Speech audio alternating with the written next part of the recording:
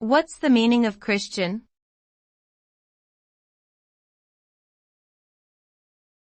Christian.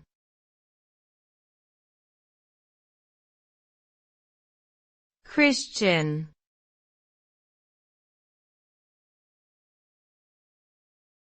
Christian.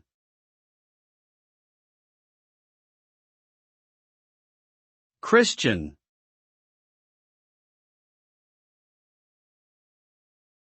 Christian is a term used to describe a person who believes in and follows the teachings of Jesus Christ.